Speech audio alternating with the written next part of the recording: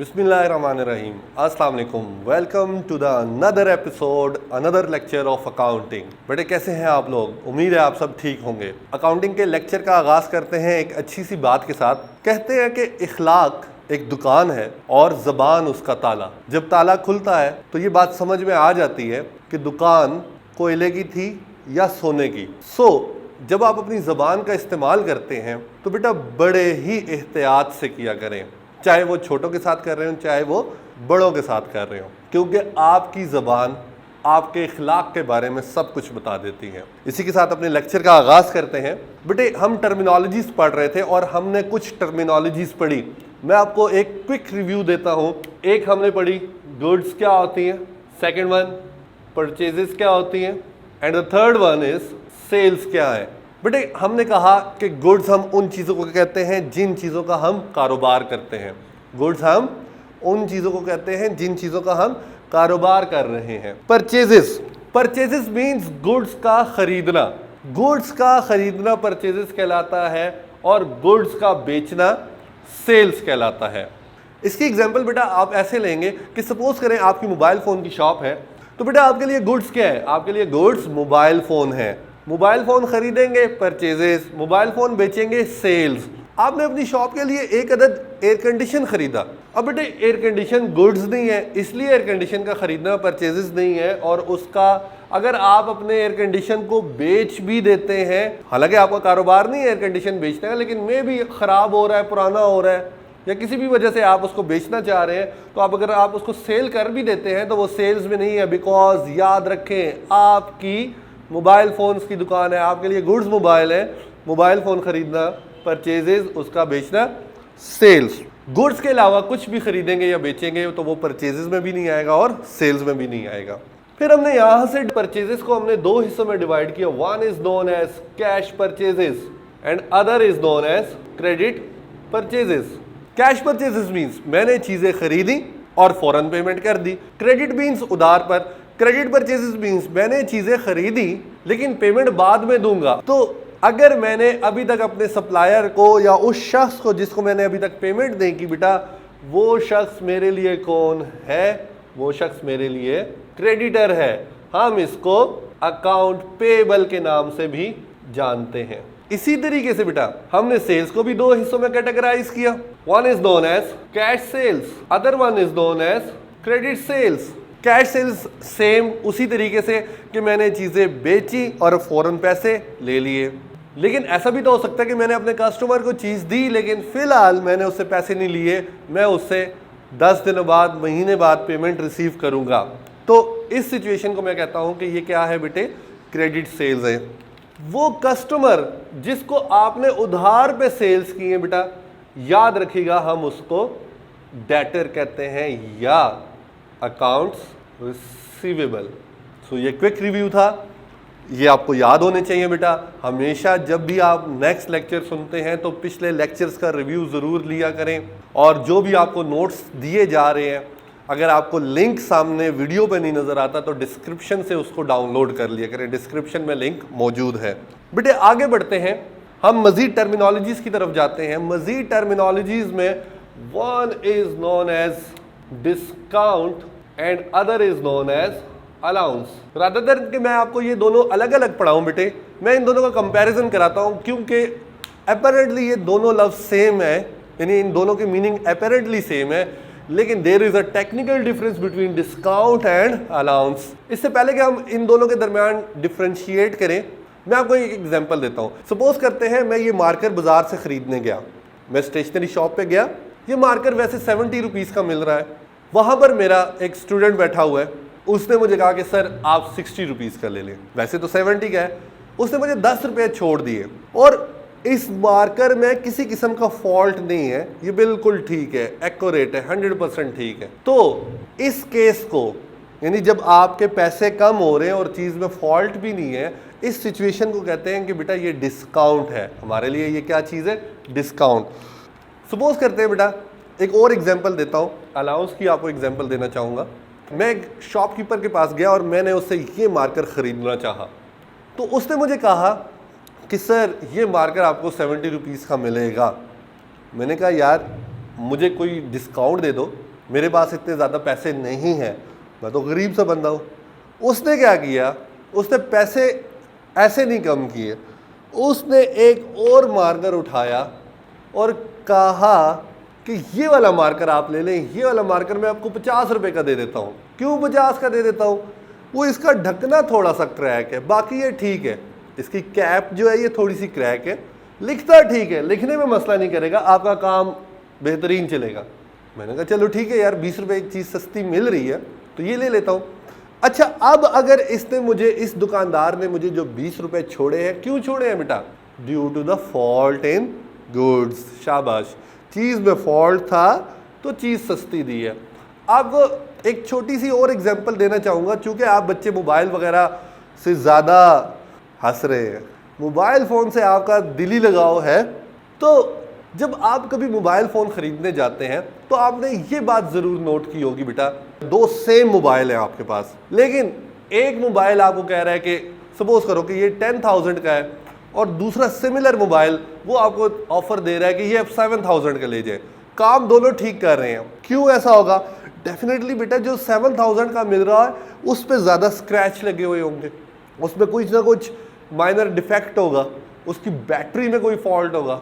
Hopes हो के आपको ये बात समझ आ गई होगी। आप नंबर ऑफ एग्जांपल्स ले सकते हैं इस चीज़ की।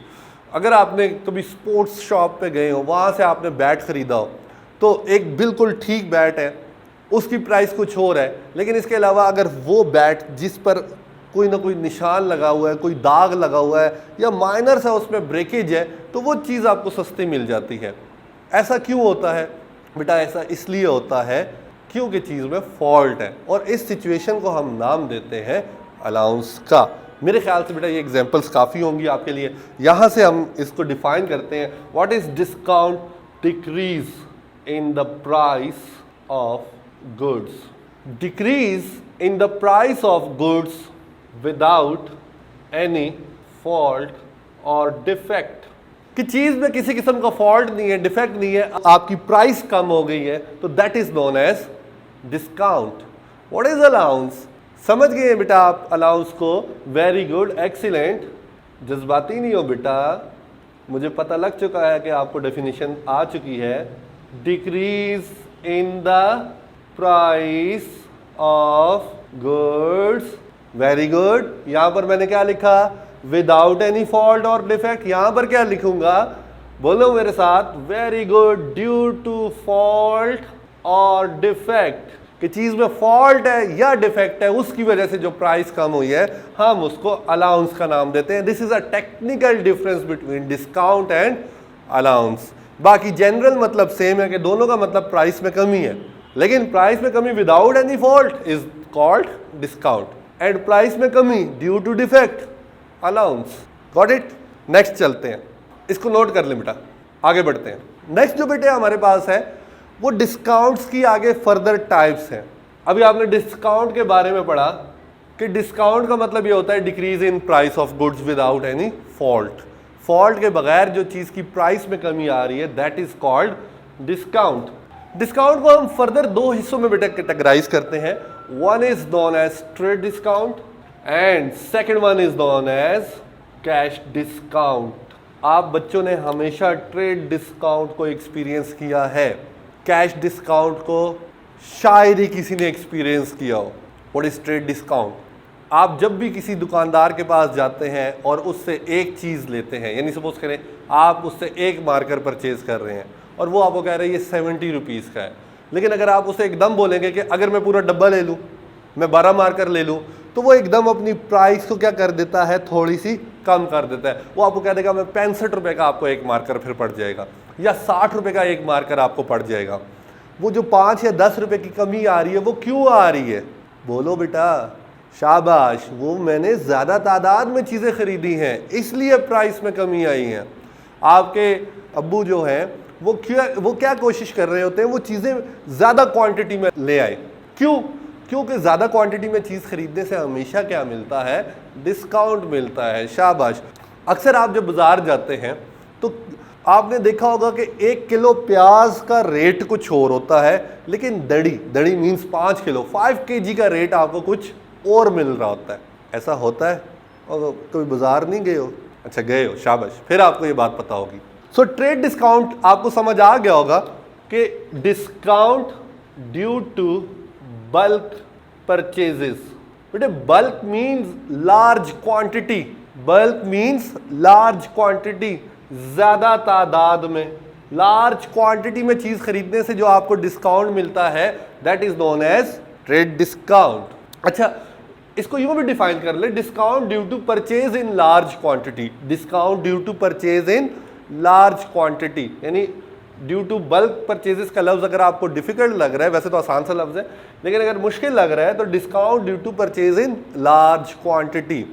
मैं इधर लिख भी देता हूँ, ज्यादा तादाद लिख दी है, लार्ज क्वांटिटी। कैश डिस्काउंट से पहले एक स्टोरी सुनाऊँ आपको बेटा। सपोज करते हैं आपके पास अगर एक खूबसूरत सा लैपटॉप है और आपसे मैंने कहा कि बेटा ये मुझे 50,000 का बेच दें। आपने कहा कि ठीक है सर, आप मुझसे 50,000 का ले लें, लेकिन मैंने एक शर्त रखी कि ठीक है यार मैं आपको पेमेंट दूंगा आफ्टर 6 मंथ, 6 महीने बाद आपको पेमेंट दूंगा। आप इस बात पे भी एग्री कर गए और मैंने आपसे लैपटॉप ले लिया। अभी 1 महीना ही गुजरा नहीं था, आपने मुझे कॉल कर दी कि सर मुझे पैसों की सख्त ज़रूरत है, मेरे बड़े भाई की शादी आई हुई है, तो काइंडली मुझे पेमेंट कर दे।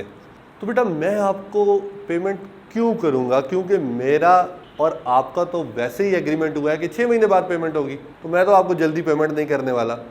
क्योंकि अगर मेरे पास इतने ज़्यादा पैसे होते तो मैं तो लेट ही ना करता ना, मैं आपसे क्यों 6 महीने का वादा करता। लेकिन आपने कहा कि नहीं सर कुछ तो करे, तो मैंने आपको एक ऑफ़र दे दी, ठीक है यार एक काम कर लो, आप मुझसे 40,000 ले लो, किस्सा ख़त्म। मैं अभी आपको 40,000 दे देता हूँ, बाद में मुझसे 10,000 नहीं डिमांड करने। आपने कहा डन। आपने इन शॉर्ट मुझे 10,000 रुपये का डिस्काउंट दे दिया। मुझे सोच के बताएं बेटा, आपने मुझे ये 10,000 का डिस्काउंट क्यों दिया? बेटा आपने क्यों मेरा लिहाज किया? क्या आप मेरे चाचा के बेटे हैं, या आप मेरे स्टूडेंट हैं इसलिए, या तीसरी बात जो आपके जहन में आ रही है कि आप बड़े मजबूर थे इसलिए?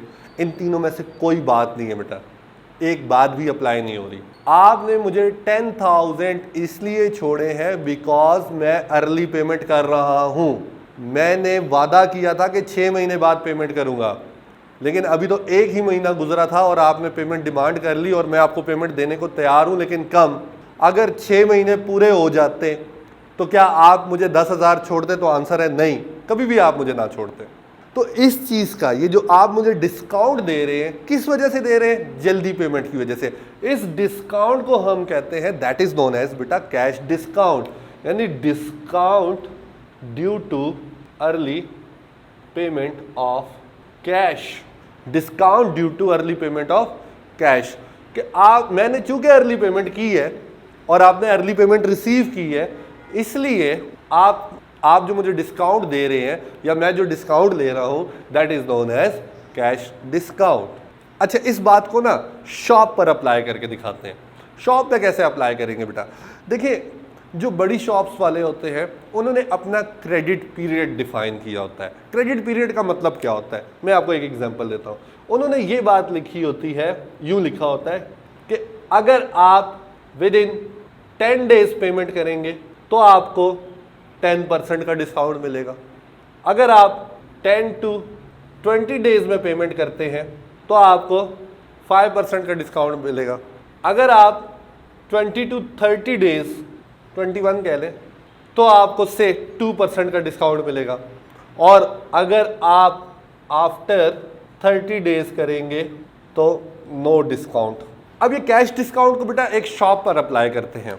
सपोज करते हैं एक शॉपकीपर ने अपना क्रेडिट पीरियड रखा हुआ है, मतलब क्रेडिट पीरियड का कि अगर आप 10 दिनों में पेमेंट करेंगे तो आपको 10% डिस्काउंट मिल जाएगा, 10 से 20 दिनों में पेमेंट करेंगे तो 5% का मिलेगा डिस्काउंट, 20 से 30 दिनों में करेंगे तो 2% का, और 30 दिनों के बाद करेंगे तो आपको कोई डिस्काउंट नहीं मिलेगा।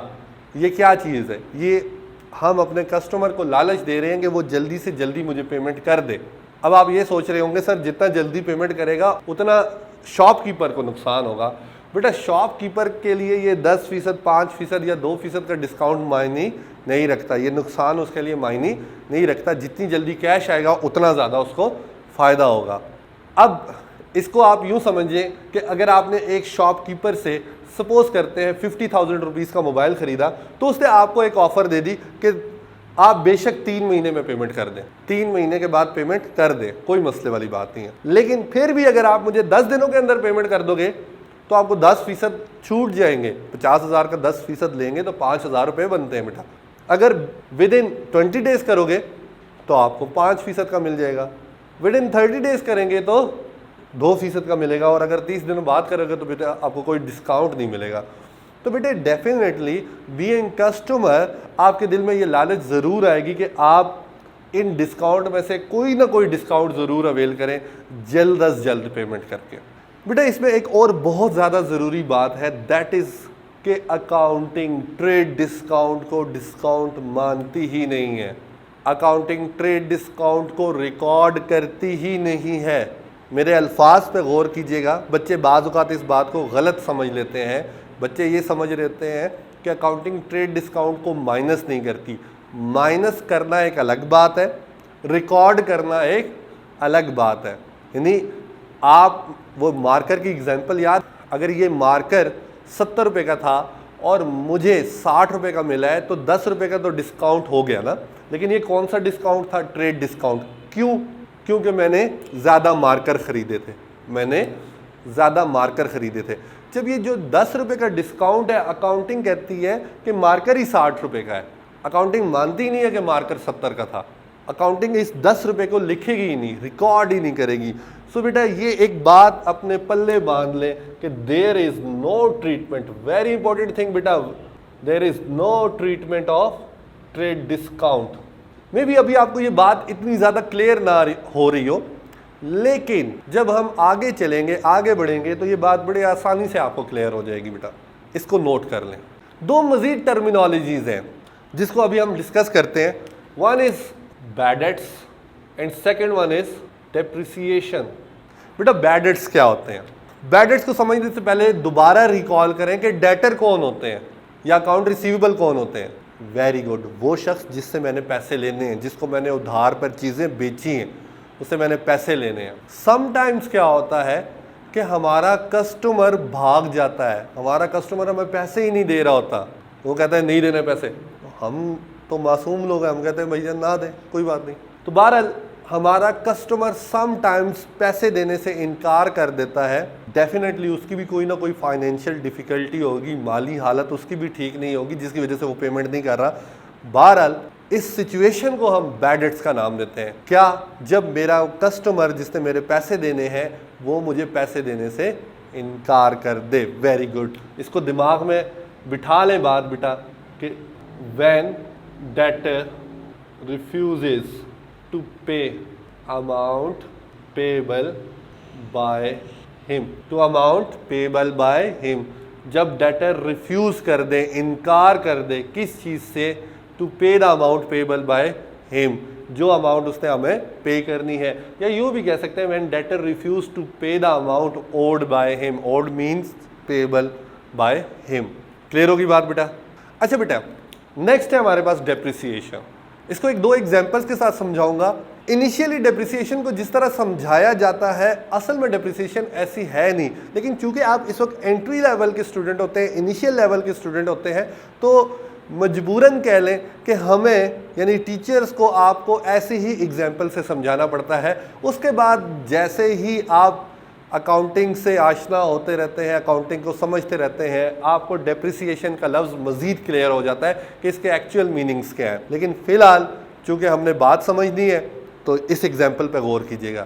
मुझे एक बात बताएं बेटा, अगर एक मोटरसाइकिल है वो 2020 मॉडल है और एक मोटरसाइकिल 2010 मॉडल है, क्या दोनों की प्राइस सेम होगी?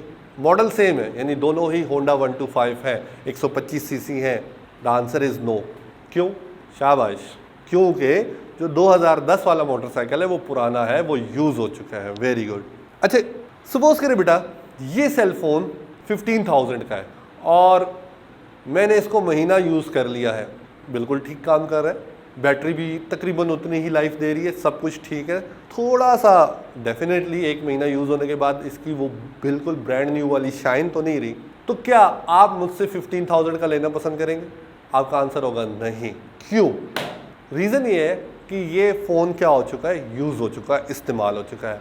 तो इसका मतलब ये हो गया कि चीज़ को इस्तेमाल करने से उसकी वैल्यू में कमी आ जाती है। ये बात आपको ऐसे भी समझाई जा सकती है कि आप जब भी कोई चीज़ यूज़ में ख़रीदते हैं तो उसकी प्राइस कम होती है, बेशक वो वर्किंग सही कर रही हो, लेकिन चूँकि वो बिल्कुल ब्रांड न्यू की तरह दिखती नहीं है, नज़र नहीं आती ब्रांड न्यू चीज़ की तरह, तो इसलिए क्या होते हैं उसकी प्राइस में क्या आ रही होती है, कमी आ रही होती है। शाबाश। तो हम क्या कहते हैं, अच्छा इसी तरीके से एक और एग्जांपल दूंगा बेटा कि एक बिल्डिंग है वो बिल्कुल ब्रांड न्यू है और एक बिल्डिंग है वो थोड़ी सी पुरानी है। दोनों बिल्डिंग्स सपोज करते हैं सेम एरिया पे बनी हुई है, 20 मरले पे बनी हुई है। दोनों बिल्डिंग्स की जो ज़मीन का साइज़ है वो सेम है, दोनों ही ट्रिपल स्टोरीज हैं, 3 स्टोरीज हैं, 3 मंजिला इमारतें हैं दोनों ही। एक बिल्डिंग रिसेंटली बनी है, दूसरी बिल्डिंग को 30 साल हो चुके हैं। क्या दोनों की वैल्यू सेम होगी? The answer is no. Very good. क्यों बेटे? जो बिल्डिंग पुरानी हो चुकी है वो बिल्डिंग अपनी वैल्यू इस्तेमाल होने के साथ साथ खो बैठी है। Very good. तो यहाँ से हम इसकी डेफिनेशन लिखते हैं, decrease in value of assets due to its use और वेयर एंड टेयर। यहाँ पर डेफिनेशन में आपको एक लफ्ज़ नया नज़र आ रहा है, व्हाट इज़ एसेट। एसेट क्या होते हैं बेटा, ये हम नेक्स्ट लेक्चर में बड़ी डिटेल में डिस्कस करने जा रहे हैं और ये बहुत ही ज़्यादा इंपॉर्टेंट टर्मिनोलॉजी है। लेकिन फिल वक्त के लिए आप इतनी सी बात याद रखें, ये जो आपके पास गाड़ी, बिल्डिंग, फैंस, मोटरसाइकिल, ये सब की सब चीज़ें आपके एसेट्स होती हैं। तो ये इनकी वैल्यू में जब कमी आती है तो हम इसे क्या कहते हैं, डेप्रिसिएशन। दूसरा लफ्ज़ आपको जो नया नज़र आ रहा है, यूज़ होने वाली बात तो समझ आ जाती है। वेयर एंड टेयर का क्या मतलब होता है बेटा?